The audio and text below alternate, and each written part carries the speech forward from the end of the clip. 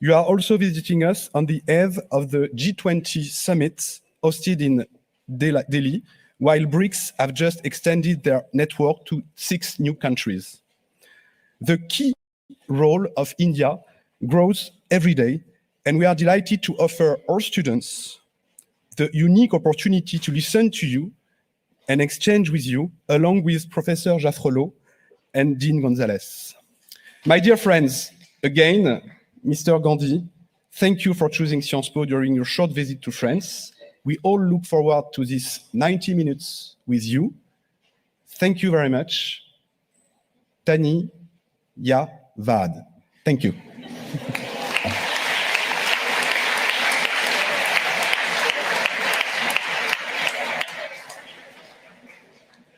Okay, thank you. Thank you very much, Matthias. This was a very good way to start what we hope would be a great dialogue. So we've been following your Bharat Jodo Yatra across India. We've seen the many kilometers that you've done over 137 days. We're really grateful that you took a detour to come to Paris. And the first question I would have for you is, we look at India and we see a country whose economy is growing, a country which creates technology, that innovates, but also a country with millions of people still in extreme poverty. So what is it that needs to be done to make sure that all these citizens are not left behind, that they also enjoy the benefits of this global progress? I mean, that's a very complicated question. First of all, thank you for having me here.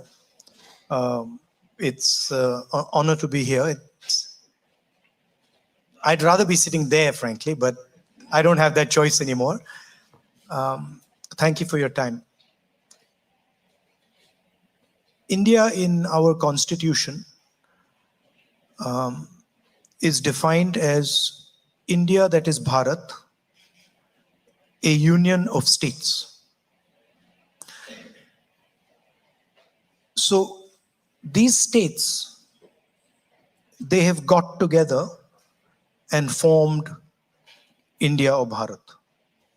And the most important thing is that the voice of all the people who are included in these states is heard loud and clear, and no voice is crushed, intimidated, because I believe that India has an inherent wisdom, that it has a very long history, a long tradition.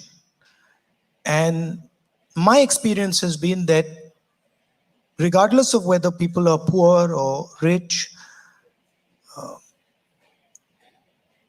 they have a sense of what India should be doing and where it should be going. So to me, the first step is protecting that voice and making sure that the institutions, the structures that protect that voice are working and are defended. That's where the whole thing begins. And I state that because when we use words like democracy, what we are actually talking about is the voice of people.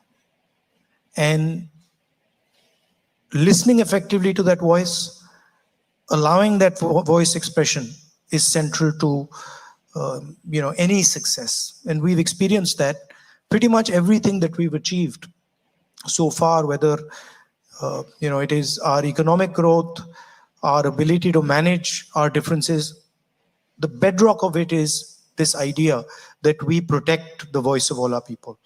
And our leader, Mahatma Gandhi, said it best when he said that the most important voice is the one that's last in the line. It's the most difficult voice to protect. And a nation that is doing that will succeed. Wow. I was quite impressed by that answer and the link that you make to democracy. India is a very diverse country. It's probably much more diverse than the average of any of our countries, certainly more than Spain or France. How does one make democracy work in such a diverse country? I mean, I think when people come from outside India and they have a vision of India, and in their mind they compare India to, Spain or France or Germany, a much better comparison is the European Union, right? So India is much closer. Imagine a European Union that was an economic union and a political union that had a central parliament. That's India, right? So the deeper you take representation, the more you extend representation, the more you decentralize power, the easier that conversation becomes. Top-down structuring almost always doesn't work out. I'll give you an example. One of the most successful programs that we had in our last government was called the Mahatma Gandhi Manrega. It's a guaranteed work program, right? And that program started off in one district. It was tested, it was successful, and then it was scaled up from that one district to the whole of India. So that to me is the correct way to think about it. Don't think about it as top down. Think about it as voice and bottom up. And it's amazing to me how quickly information flows in India. I mean, literally something happens in Karnataka, in Kerala, thousands of kilometers away, and the system knows. Immediately we're like, they'll tell you, oh, look, that has happened over there. So it's a very vibrant, dynamic system. But it needs to be thought of bottom up, and it needs to be thought of through a lens of empowerment of large masses of people. So, Christophe, you've been certainly observing India very, very closely. What would you say is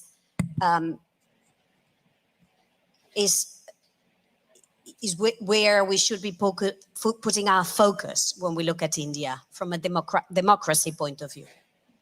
Well, that is something we can look at in connection to the previous question, diversity and democracy. We tend to consider that democracy has a problem with diversity. Far from that.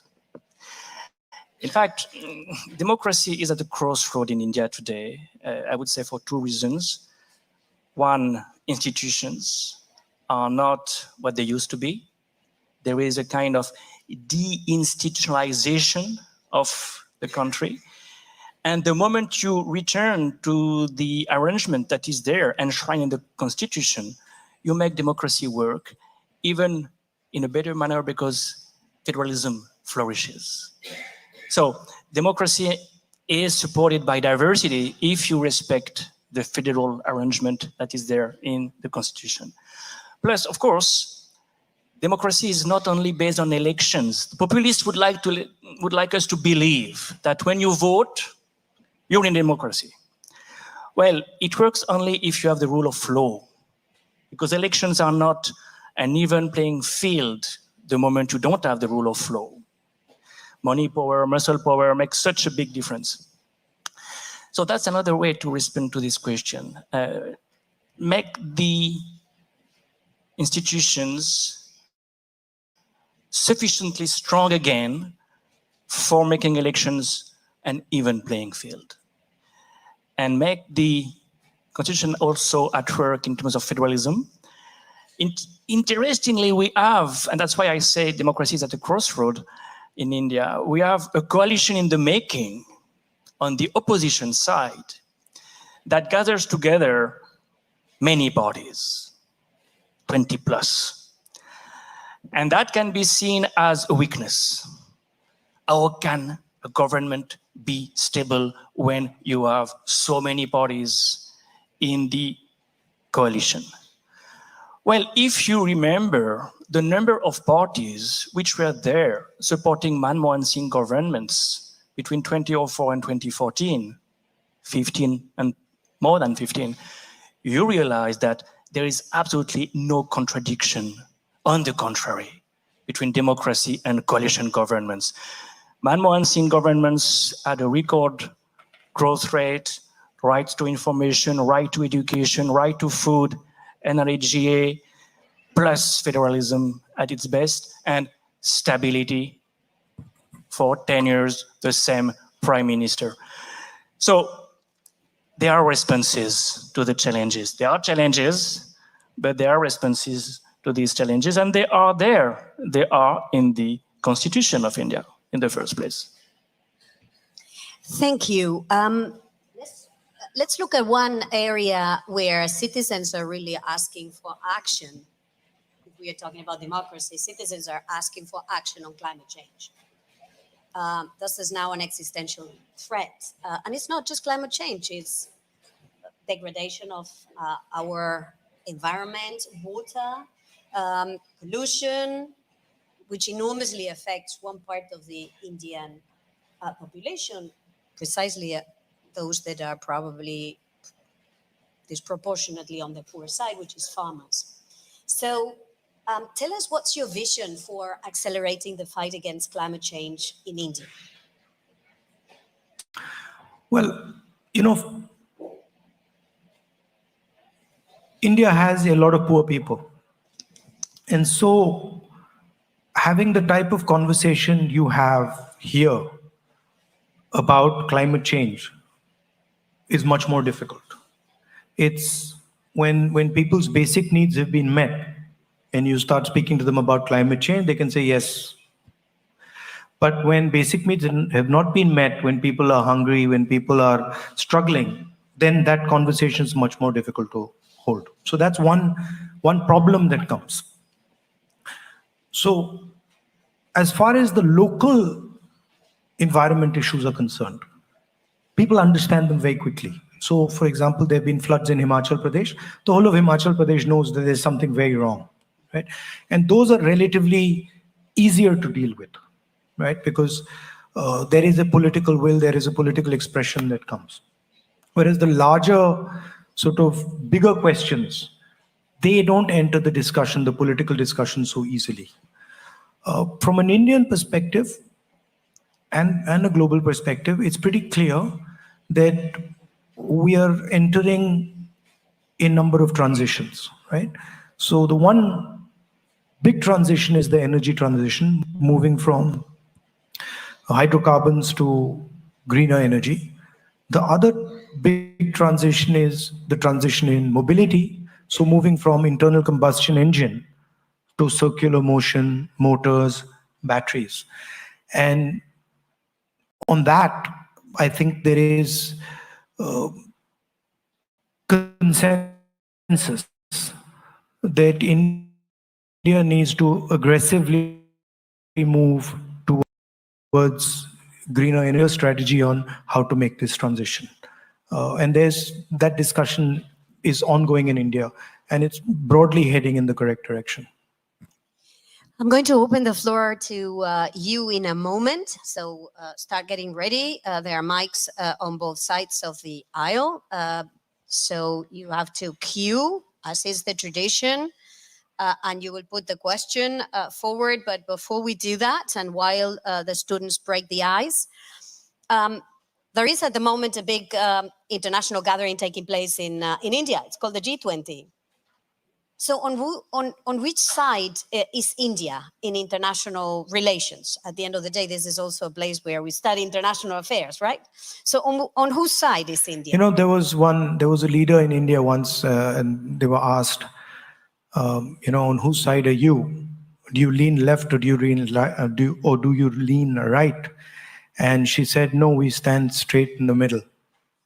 So I don't, when you're dealing with a country the size of India, we have to have relationships with multiple different countries. And I think it's a simplification to say, whose side are you on? the blunt answer to that is we are on our own side. And as a nation, we act in our interest. And we do whatever suits us with regards to our interest. I don't think, it's so black and white. Are you on this person's side or are you on that person's side? For a large country like ours, it becomes very difficult to come up with an answer for that. But we do have a strong view that voice and democracy are important. And you, Professor, spoke about democracy, and I stress the word voice because it goes to his point. You can have a democracy without giving people voice. You can construct structures that actually don't end up giving people voice. So when we think about democracy, it's very important to remember that the entire structure of democracy is designed to guarantee voice. So that's something that in India we're very particular about. Frankly, because as a union we would not survive without it. If we simply would not be able to manage the complexity, the diversity of our country without giving free expression to the voice of our people. It would be impossible to do, right? So we're committed to it, but we also need it. Well, very important question indeed. And there is a consensus clearly in India. The legacy of non-alignment finds expression today in new words such as plurilateralism. And indeed, every political force is in favor of a multipolar world, a world in which India could relate to different power centers. So the EU is a pole, Russia is a pole, the US. The question I have more and more at the back of my mind is this tenable in a world that is more and more bipolar? And the way BRICS have been expanded recently, an initiative taken by China, shows that there is an attempt at building a camp that would be large enough for competing with the existing multilateral system the UN has created. And I wonder whether India will not have to take side at one point, primarily because of China, because China is posing a threat to India in the Himalayas, posing a threat to India in its neighborhood, Sri Lanka, Nepal. China is the #1 trade partner of India with a huge deficit. The dependency of India vis-a-vis China is absolutely amazing. So can India remain, I would say, equidistant in a world that becomes more bipolar at a time when China is not coming to the G20, which is a way to tell the world, this is not my system anymore. And India is inviting everybody minus China. So that's only for the next meeting, probably. But I mean, I'm sure many of my friends from India will understand this. This notion of, clear-cut black and white, this is not an Indian notion. Indian people, their basic architecture is designed to deal with much more complexity and much more nuance. So I don't necessarily buy you're either on this side or you're on this side. But I can see clearly that there is a problem, right? And that problem requires a solution. It's a global problem. And more than a global problem, it's a problem for India, it's a problem for Europe, and it's a problem for the United States. And frankly, it's a problem for all of you in this room, because you're going to have to deal with the problem. And the problem is that we have a planet today where the bulk of production, the bulk of manufacturing, the bulk of value addition is being done in China. And I'm not going to comment on whether that's a good thing or a bad thing. The Chinese have successfully competed against us and achieved it, right? There is a problem with, in my view, there is a problem with the way they do it. They produce, they're very good at producing, they produce the phone in my pocket, they produce the camera, but they do it in non-democratic, coercive conditions. And the problem is that for us, we need to think about production in a democratic environment, production in a non-coercive environment, and we need to be able to compete with them. Meaning, they don't need to give their population political freedom. They can just give them economic freedom and then become the center of production globally. We have to produce and compete with them, and we have to give our people political freedom and economic freedom. So that is really the challenge. I don't see it as, a confrontation with China. China has placed on the table a way of working, a way of production.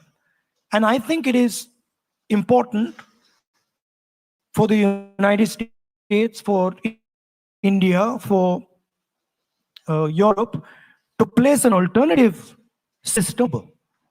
And I think we owe it to, certainly we owe it to our population, and I think the French and the Europeans owe it to their population, because we are not going to be able to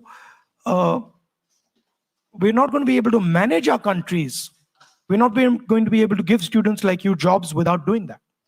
So to me, it's an opportunity to say, can we produce in democratic structures, within democratic frameworks? Thank you. So we're going to start with the questions from the floor. I would ask you to briefly identify yourselves and ask one question. It's about questions. Remember, there is no right questions or wrong questions. There is no right answers or wrong answers. There is just a polite exchange of questions and answers. Okay? Lady over there. Hi, can you hear me? Yeah. My name is Lydia Jaikumar. I want to ask about the violence against minorities in India, in particular because this is close to my heart, violence, caste atrocities in India. Every day we hear, people from the Dalit community killed because, or violence against them because they went to a wedding, because they went to the school, because they, things that are our rights, just because we're, accessing it, there's violence against people in the Dalit community. What do you think needs to be done? Because it's societal, but it's also institutional. And it seems like there is no answer to it and there is no help from it. So. No, I think it needs to be combated. I think it requires a political imagination. And I think it is very important that it is done. What the BJP and the RSS are trying to do, the heart of what they're trying to do, is trying to stop the expression, the participation of lower castes, other backward castes, tribals, and minority communities. And for me, in India, where a Dalit person or a Muslim person, tribal person, upper caste person, anybody is being mistreated, is being attacked, is not the India I want. So I think it's very important that this question is taken head on, but I don't think that the type of political imagination that is required is currently there. It ebbs and flows. So you have these movements, you have this expression, and then they ebb away. And I think we're at one of those points where they've sort of ebbed away, and we need to reconstruct the political imagination that will, solve the problem you're talking about. For me, this is the central problem in India. This is bigger than any other problem. Thank you. Gentleman over there. Hi, thank you for the conversation. My name is Tanishq Saha, and I guess I had a question related to a term you used earlier on in the speech, Bharat. And there is a lot of discussion going around social media right now with a potential renaming, rebranding, whatever you might call it. But does this kind of change of a more popular name? We all know India has been named Bharat since its inception, but is there a point or some value to be derived in changing this name in the international perspective, in the weight we can bring to discussions, to be on our own side as you speak? Well, the Constitution actually uses both names, right? So the line in the Constitution is the line I started with. India, that is Bharat, is a union of states. So I don't really see a problem there. Both words are perfectly acceptable. But I think maybe we irritated the government a little bit because we named our coalition India, so that got them all heated up. And now they've decided to change the name of the country. I mean, you know how these things are. I mean, we could always give our coalition a second name as well. So, I mean, I don't think it'll solve the purpose. But people act in strange ways. What do you think about it? I personally believe it might not be the best thing to focus on right now, especially given that the country is at the lens, it's at the focus of this big summit that's taking place. World leaders are there to discuss so many different issues. I found that it could have been something that could be tabled for a later moment if it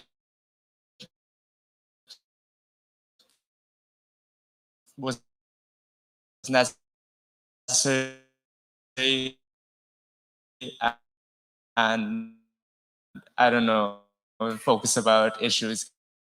Is something do you want to are basically trying to deny history, right? The fact of the matter is, whether we like it or we don't like it, we have a history. We were ruled by the British, fought the British. The English don't like it, but English is spoken by more Indians than English people. It's our language, more than theirs. Right? And we speak it in our own way. We twist it and we turn it maybe in ways they don't like. So the English that is spoken in India is actually a different expression, right? That is spoken in England. Embedded in that English is a huge history, a lot of pain, a lot of happiness, imagination, struggle. Those things are embedded. And the people who want to change the name want to erase that. They don't want that the history of our country is known to our future generation. It disturbs them, right? I believe that we should accept our history. If we were ruled by the British for 100, 200 years, okay, we dealt with it, and let's move on. So it's a deeper question. Thank you. We're going to go up there. Hello, my name is Lydia Bilali. I am a student here at Sciences Po. And for the past 3 months, I've been interning as a research intern at the German Institute for Global and Area Studies on a project that focuses on the weaponization of anti-fake news laws in South and Southeast Asia. And I've been researching a lot of dozens and dozens of cases of journalists in India that have been targeted and silenced and punished by using the Indian Penal Code. So with this consideration, my question is double. So firstly, how can we continue justifying and saying that India is the largest and biggest democracy in the world? And two, what is the opposition doing to help these civil society members? Thank you. I mean, I walked across the country 4,000 kilometers to raise some of these issues. what you're saying is absolutely correct. There is a tendency now to intimidate, to threaten, not just members of civil society. I have 24 cases on me. I've got a criminal defamation judgment against me. The first time in Indian history that somebody has been given the maximum sentence for criminal defamation. Very convenient that I needed the exact number of days that they gave me to be disqualified. So we are dealing with this issue. The democratic expression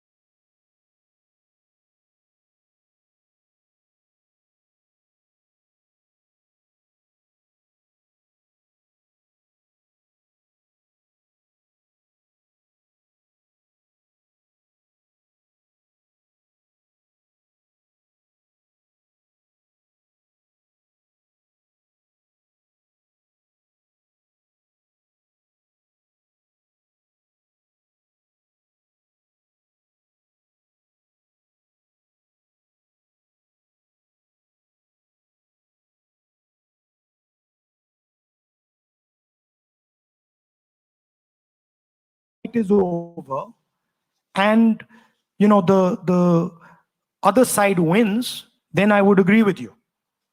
But that has not happened yet, and I do not think it's going to happen. We are going through a process. We are going through turbulence in our democratic structure, and there are millions of people, I'm sure many, many youngsters in this room, who really believe in that democratic structure and are going to defend it with everything that they've got. So it's a fight, and I think it's also an opportunity to rethink and to reimagine our country. There are many things that can do with improvement. And I think this is an opportunity, this is a test that many countries go through. And I think we'll come out just fine in this test. Thank you. We're going to go to the lady over here. Hi, my name is Anna. I'm a student at Sciences Po.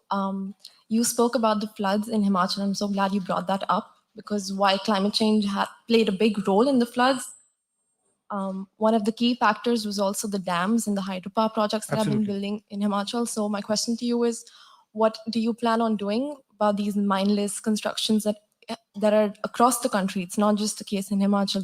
You see this pattern everywhere where climate change and this kind of development they're going hand in hand and causing havoc, and Indians are losing lives to this. Yeah. No, and Himachal, of course, there's huge amount of roads that were built, without proper planning, in a hurry, a huge amount of corruption that's involved there. So these things combine to give you the type of result that you got in Himachal. But it's a balance, and you have to operate in a sensitive way. If you involve people at the lower levels of the democracy, if you involve people at the ward level, at the panchayat level, they're able to give you much better feedback on how some of these problems should be solved. So it is a huge part of the problem is actually centralization of power. And the person taking the decision actually doesn't know the ground reality of what is going on. So I think in a lot of these issues, land issues, environment issues, the more aggressively you decentralize power and the more you involve people in their discussions, the better outcomes you have. And I've experienced this personally. I went to Ladakh just now, and this is a huge issue in everybody over there. And running Ladakh in a centralized way is just not cutting it. And please give us the funds and allow the local representatives to do the job. So there are, decentralization of power is a very effective tool to deal with some of these problems. Also, you have to be sensitive and think a little bit about the long term. When you see what is happening in Himachal, what happened in Uttarakhand, it's short-term thinking. It's not planning things properly, and getting ahead of yourself like that. All right, thank you. Thank you. The gentleman over there. We have many of you. There is a lot of interest. So let's try to make it concise so that we can fit as many of you as possible. Thank you. My name is Elias, and I'm a German-Canadian student studying international security here at Sciences Po. Under the BJP government, we've seen significantly warm ties between Israel and India. My question to you would be, if you were Prime Minister of India, how and would you change these relations? And would you change your approach to the Israeli-Palestinian issue?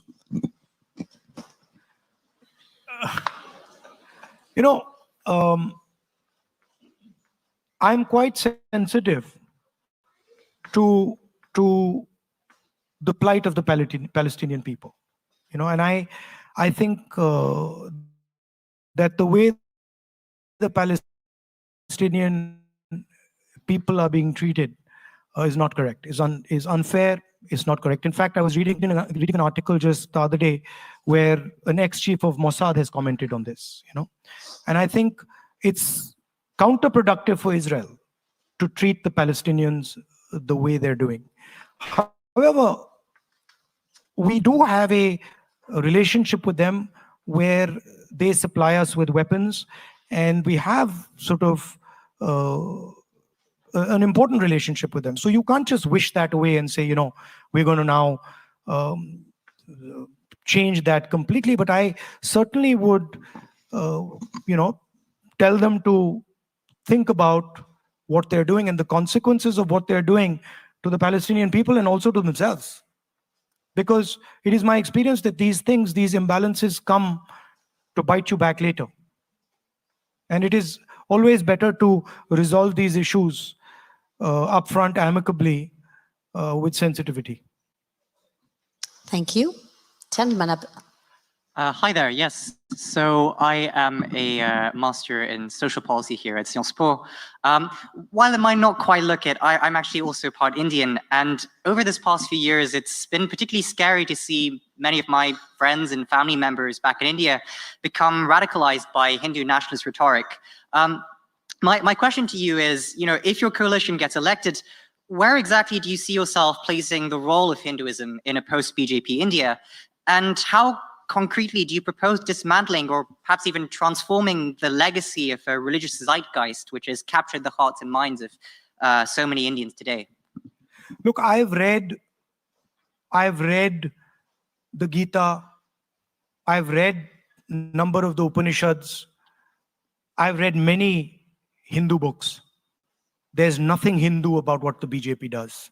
There's absolutely nothing Hindu about what they do. Right? I have not read anywhere, in no Hindu book, from no learned Hindu person, have I ever heard that you should terrorize, harm people who are weaker than you. I've never read this. So this idea, this word, Hindu nationalists, this is a wrong word. They're not Hindu nationalists. They are nothing to do with Hinduism. They are out to get power at any cost, and they will do anything to get power, and they will do anything to ensure that the Indian caste structure, the social structure of my country is not threatened. They want dominance of a few people, and that is what they're about.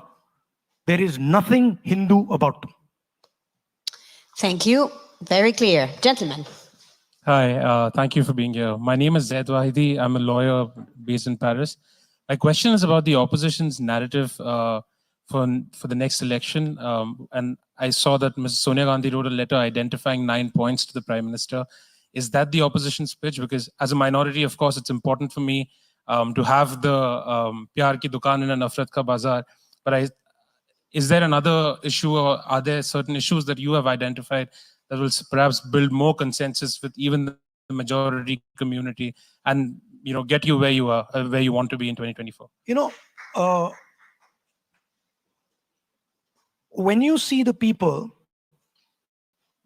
on the stage in the India coalition, you must realize that more people from the majority community vote for us than vote for the BJP.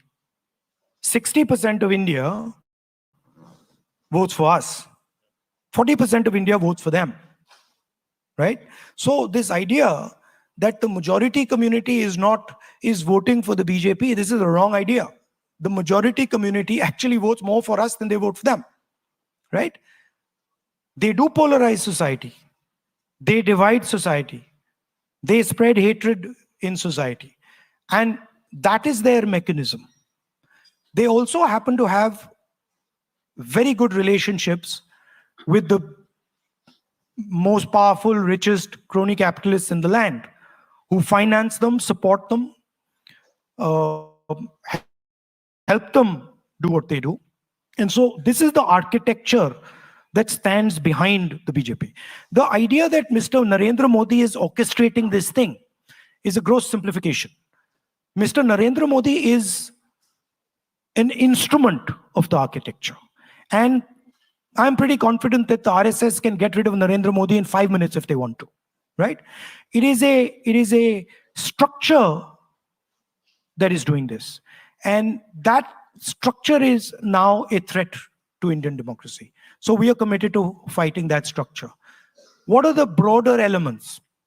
The first thing is the gross inequality that is taking place in India, right? Few business people who are billionaires. The third richest person on the planet was Indian, and 90% of India going back into poverty, right? So that's the first thing. The second thing is we have to solve what I was talking about earlier. We keep talking about economic growth. You read the newspapers about economic growth, right? Have you ever read in the newspaper next to the economic growth question, the employment question? Has anybody in the newspaper said, wait a minute, we are growing at 7%, 8%, but we have the highest unemployment rate in 40 years? That's a much more interesting question to me, because we can grow at 9% and give none of you jobs, right? That's what's happening, right? So that's the second big question. And the third question that is very close to my heart is the large mass, the real power of India is in the lower castes, the other backward castes, these communities. And they are not given any space in the governance of India. They're not given any space in corporate India. They're not given any space anywhere. And that to me is a crime. So those would be the central thrusts of how we would think about it. The final thing I would say is that one way to look at India is that it is making a transition from rural to urban. And the largest migration of people from rural to urban in human history ever is taking place in India and China, right? And if we're going to be making this transition, this is a frightening transition for a lot of people. So we need to give them the basic minimum architecture to make this transition safely. What does that mean? That we spend a serious amount of money on education. We spend a serious amount of money on healthcare. That government does not abrogate responsibility for healthcare and education. And that we provide a minimum floor where India commits to all its people that no matter what happens, you can simply not go below that floor. We will give you a minimum income below which no matter what happens, you're not going to go. But, when I talk to students, especially the Indian students here, and the students who are not from India, the injustice that the caste system in India does, the pain and trauma that the caste system in India causes is beyond anything I know anywhere else in the world. And so I see my politics as challenging the idea that there should be this caste order in India, that there should be this permanent hierarchy in India, and that some people, should have access to all the institutions, all the structures, and other people should just live a life of poverty and misery. So this would be the framework that the Indian coalition would be talking about and thinking about. Thank you. Gentleman over there. Thank you, ma'am. And by the way, when I said minimum floor, I didn't only mean financial floor. So I think the idea that 200 million people can feel uncomfortable in India today, or Sikhs can feel uncomfortable in India today, I think that is a matter of shame for us. And I think that needs to be corrected. And there are minorities who feel that way. There are lower caste people who feel that way. There are women who feel that way. And so we are very strongly committed to this.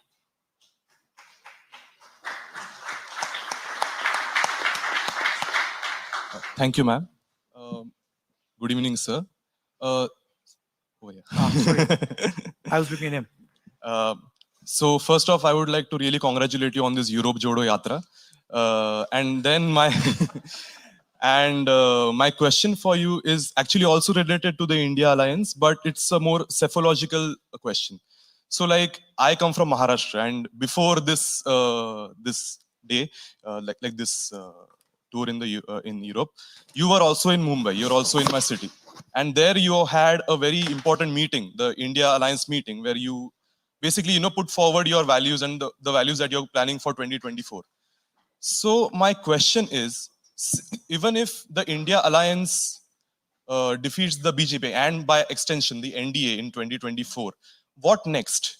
Because most of the components of the India alliance were themselves formerly part of the NDA, and it can be perceived that these components are only there to defeat the BJP and be in power.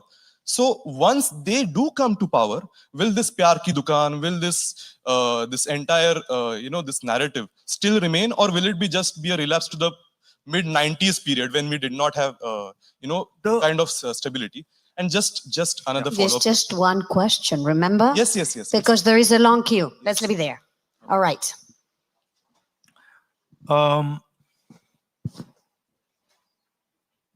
Politics in India, in my view, changed in 2014. And the reason it changed is, for the first time, we had an organization that decided to capture and subvert the structure of democracy. This changes everything. Okay? Until 2014, political parties would fight each other. There was a level playing field. The election commission was neutral. The institutional framework was neutral, and we would fight one another. In 2014, that changed. We do not fight a political party anymore. In fact, if I told you that I'm fighting a political party called the BJP, I would be naive. Now I am fighting the Indian state, as controlled by the RSS. There is absolute consensus in the India coalition that this needs to be wound down.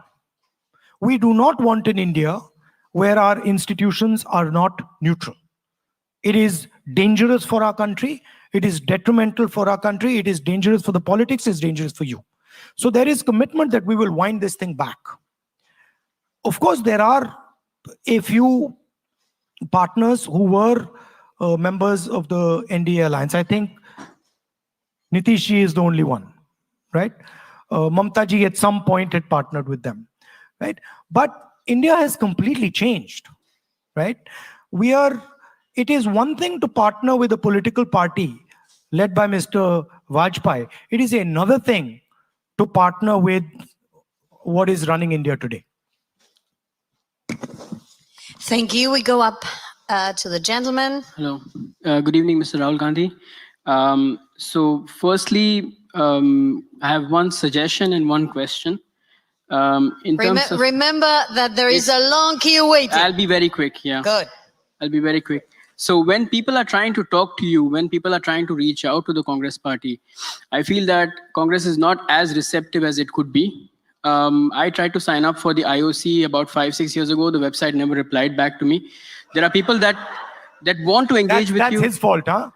There are people that want to engage with you, even in press conferences. People are saying, hurry up, ask your question quickly. And there are people really eager to talk to you, but there's not enough channels to speak to you.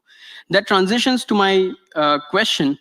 Even in terms of when there is injustice and when there are people expecting your support, there are moments where we see that the Congress party is not present. So today, as we speak, G20 is happening in India. A lot of slums were demolished just because G20 visitors were coming in. And I've been watching news reports where people are saying that nobody came, not even the Congress party came. And just like you did a spin with Bharat Chodo and called it Bharat Jodo, I think this is now do or die or karo ya maro moment for India. Why is the Congress party, why is the India Alliance not present at every single injustice that is happening in the country? I mean, thank you. You've given me a very good idea, by the way. So I will go there now that you've suggested it. You can't be present. India is a huge country. India is extremely complicated, and physically I can't be present everywhere. It would be crazy for me. Let me finish. Physically, it would be crazy for me to be present everywhere. Now, for you to say that the Congress party is not present in the slum, you're absolutely wrong. There's Congress party sitting in the slum. I can tell you, you give me the name of the slum, I'll give you the name of the worker who's sitting inside that slum, who's fighting that contest right there, right? But what you're doing is you're saying if a leader of the Congress party isn't everywhere, then the Congress party isn't everywhere. No, the Congress party is everywhere. We have crores and crores and crores of people. We have thousands and thousands and thousands of leaders. I can tell you names of people who've got thrashed in Madhya Pradesh day before yesterday, right?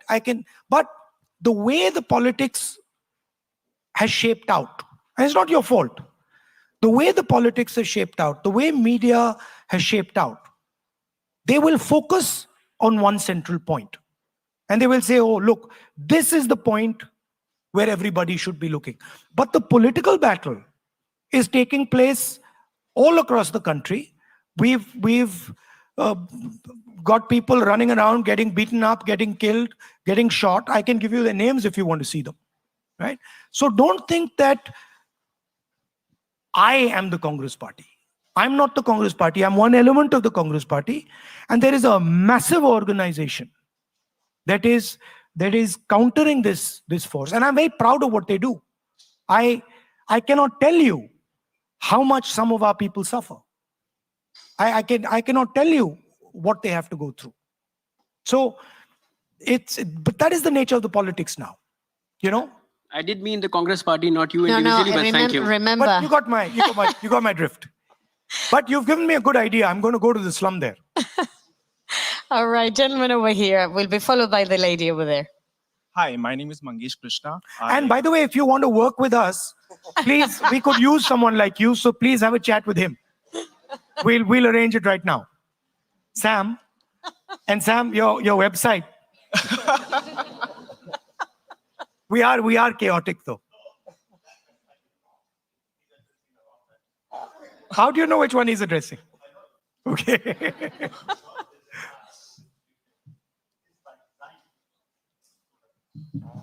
Should we take this outside the room? Yeah. We'll offer the coffee.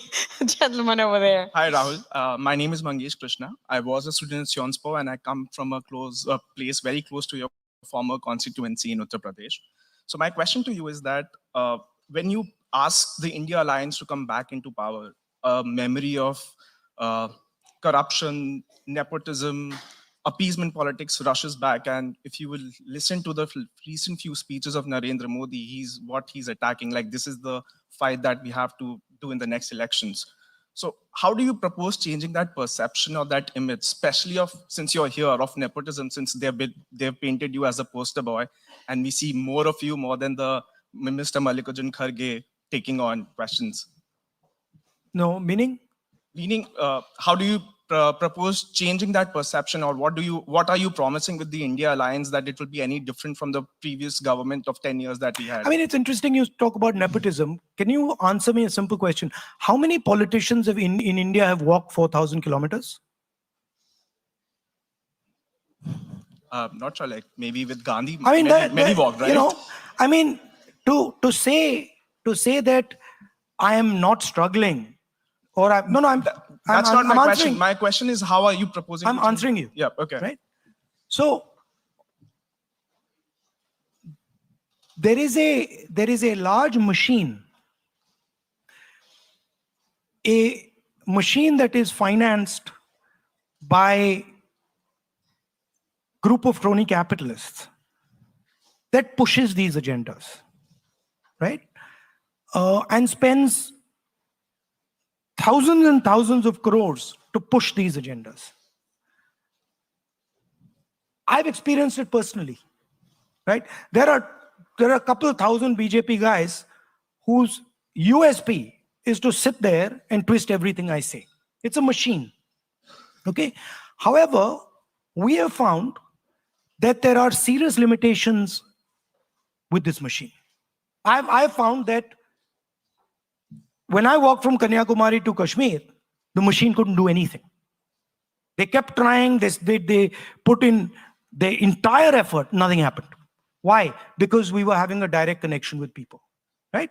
Also, please realize that the perception that you get from the media is not the perception that a farmer in India gets, is not the perception that a laborer sitting in a village gets, is not the perception that a small businessman whose entire life has been blasted out because of GST and demonetization gets. He has intelligence, and he starts to ask himself questions like, why am I not able to make any money? Why is it that my business has collapsed? Why am I being forced to do this GST in this particular way so that it helps that big businessman? These are questions that are being raised, and these are questions that are changing the narrative, right? And it's very obvious to us. So it is a battle of ideas. Don't underestimate our strength. Don't underestimate the strength of the Congress party and the strength of the opposition to create a narrative. Do you feel that there is a narrative against the Prime Minister? You don't think so? Well, I certainly think so. I certainly think so. I can see it in India. I saw it. Are you telling me that there was no narrative against the Prime Minister with the farmers sitting outside Punjab? I mean, come on. Try sending the Prime Minister to those farmers and see what happens. Right? So there is a battle taking place, and we are very confident in that battle. And let's even look at what happened in the Karnataka elections. What happened to the narrative in the Karnataka elections? How come the BJP was not able to win the Karnataka elections? We changed the narrative. We made it, we constructed a narrative that destroyed the BJP's narrative. We'll do it again in Telangana. We'll do it in Madhya Pradesh. We'll do it in Rajasthan. We'll do it in Chhattisgarh. Within 3 months, you'll see it. Sure, best of luck. Thank you. Over there. Hello, thank you for this insightful talk. My name is Antonia Pup. I'm a first-year master's student at PSIA, and I come from Romania. And my question is regarding India's stance on the war in Ukraine. There are a lot of people on the war in Ukraine. There are a lot of people that blame India for not being that vocal anti-Russia, not being that vocal pro-Ukraine. And in this aftermath, my question is, because I don't think India is the first to blame. I think first we should look in our own backyard and try to leverage our way out of this black and white strategy that you condemned and have a more sophisticated approach to the so-called global south. Do you think we can build such strategies together, especially in the context that the security turning point is coming to your region right now? See, I think the war in Ukraine is a tragedy.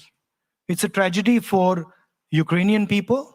It's a tragedy for Russian people. And I think the sooner that tragedy is stopped, the better it is for everybody. India has relationships with the United States. It has a relationship with Russia. It has relationships with Europe. And India also has something called self-interest, which as a nation state tends to influence what we do, right? So some of those things will affect the way we react. But what I will leave you with is that we are in a time of transition. We're in a time where the sole superpower is being challenged. We're in a time where we are facing an energy transition, a mobility transition. And remember, the last time we went through this time, we had a world war. So we are heading into a turbulent time. And you will see more and more of these type of conflicts breaking out. They're going to happen. And I think we need to think about that, and we need to make sure that we reduce the impact of this instability. But I'm pretty sure that you will see the levels of violence increase as this transition goes through. Thank you. Thank you. Up there, gentlemen. Thank you for this wonderful conversation. My name is Anubandh. I have a question that in the last 10 years, we have seen that the social fabric of India is under deep pressure. It's been damaged when it comes to the treatment of minorities, be it religious or caste, the treatment of women, the tampering of history books. So clearly, I mean, the India bloc has a political challenge ahead of them, and you do oppose the politics of BJP. But let's imagine that tomorrow India bloc comes to power